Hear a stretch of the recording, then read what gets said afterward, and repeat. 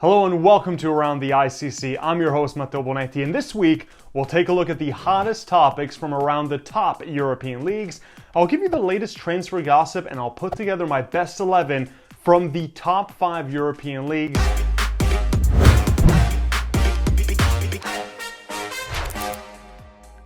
But let's start off by looking back at the weekend and what a busy one it was, with Barcelona dismantling Athletic Club 4-0 with a sensational performance by the ageless Lionel Messi, who scored a brace to go along with goals from Antoine Griezmann and Frenkie de Jong. The win gives another trophy to Barca's impressive cabinet and allows them to move on from the loss against Real Madrid in El Clásico just before that.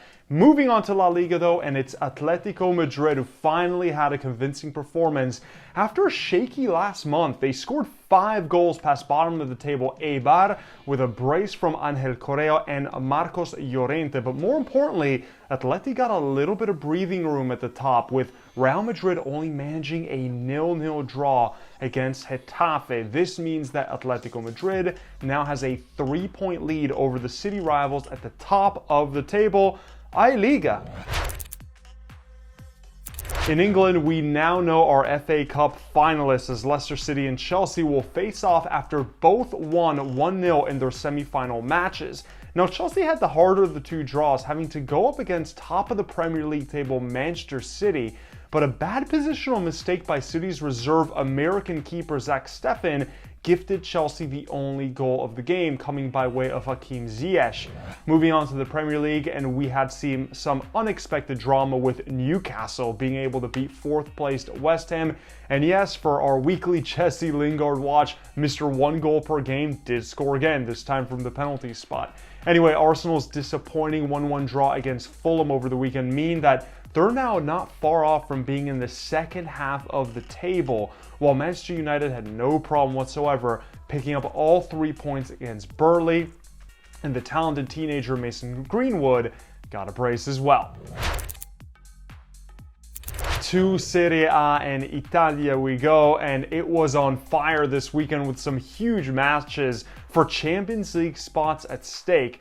Perhaps the most important result of the weekend, though, was between Atalanta and Juventus. And yes, Juventus lost again, meaning they're only 2 points away from 5th place Napoli, who managed a draw with league leaders Inter. After 9 consecutive league titles and 2 Champions League finals, it's unthinkable that Juventus find themselves in this position under Andrea Pirlo. This is, after all, the team that has Cristiano Ronaldo and spent so much money to build the rest of the squad, but unfortunately for them, given a team with such high expectations to a rookie manager has proven to be a disappointment so far. Obviously, we're talking about Andrea Pirlo, hasn't quite worked. And it doesn't help that the midfielders that Juventus brought over are simply not up to the task when it comes to big games. There will be plenty of rebuilding in turn this summer. Transfer tracker time, and we'll start off with the man of the hour, Jesse Lingard, who has been scoring basically a goal a game since joining West Ham on loan from Manchester United. And this has obviously gotten the attention from the big clubs across Europe, with Real Madrid, Paris Saint-Germain, and Inter monitoring his situation, which perhaps isn't a headline many people expected, given how little Jesse Lingard played recently with his parent club, United. Let's move on to another United player, Edinson Cavani, and the recent reports that have come out have linked Cavani, the Uruguayan striker, to Boca Juniors in the Argentine league. This would be Cavani's exit from Europe after having a very successful career over there, hitting his peak between Napoli and then PSG and Ligue 1.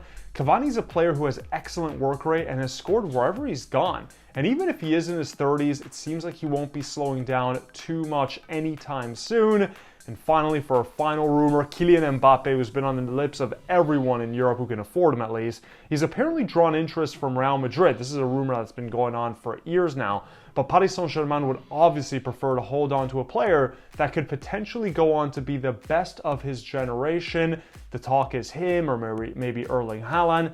Mbappe would give Madrid a galactic-type signing, a 22-year-old who has already scored more than 100 goals in his club career and who's already won a World Cup with France back in 2018. The greats of the game are always welcome at Real Madrid. Let's go to the top 11 this week. I'm giving you my best starting lineup from the top 5 European leagues. In goal, it's none other than Real Madrid's Thibaut Courtois, with Manchester City's João Cancelo, who just gives you so much offensive prowess under Pep Guardiola and can do a little bit of everything going forward. The two center backs are Ruben Dias, also of City, who has been an absolute wall, alongside the legendary Sergio Ramos of Real Madrid. At left back, I'm going to go with Andy Robertson, who maybe didn't have his best season for Liverpool, just like the rest of the squad, but I still rate him as a top player in that position. Moving on to the midfield, and my two central midfielders are Bayern Munich's versatile Joshua Kimmich and Kevin De Bruyne, who has scored 5 goals and has 11 assists in the Premier League this season for top place Manchester City. My front four, because there's just so much attacking power, so I went with a heavily offensive lineup. It's pretty easy to guess. The once-in-a-generation superstar Lionel Messi and, of course, Cristiano Ronaldo, who are still both playing at an extremely high level, despite both being in their mid-30s. Messi has 23 goals for Barcelona, while Ronaldo is at 25 for Juventus, meaning that both of them currently are leading goal scorers in La Liga and in Serie A. No signs of slowing down. And up top, Robert Lewandowski, who scored 35 goals in only 25 matches and could shatter the all-time single-season scoring record in the Bundesliga, while Kylian Mbappe has been his usual electrifying self for PSG and has helped bring his team to the Champions League semi-finals. In this weekend's memory, we revisit some notable moments with Barcelona playing in the ICC. Why Barca? Well, they just added another trophy to their collection by winning in the Copa del Rey for the 31st time in their history, and it was the GOAT, Lionel Messi, who was decisive as he so often has been during his legendary career with the Blaugrana. Anyway, we'll look back at 2017 when Barcelona did get the better of Real Madrid, unlike a few weeks ago, by winning the ICC in a 3-2 thriller in Miami. I was there. Anyway, thanks as always for joining us here on Around the ICC. You can follow me on Twitter at Bonetti and follow the ICC on Twitter at INT Champions Cup and at International Champions Cup on both Facebook and Instagram. And remember, if you visit internationalchampionscup.com, there is now a live ticker of the top European soccer games, so you can follow along on there. Anyway, I'll see you guys next week. Thanks for joining us.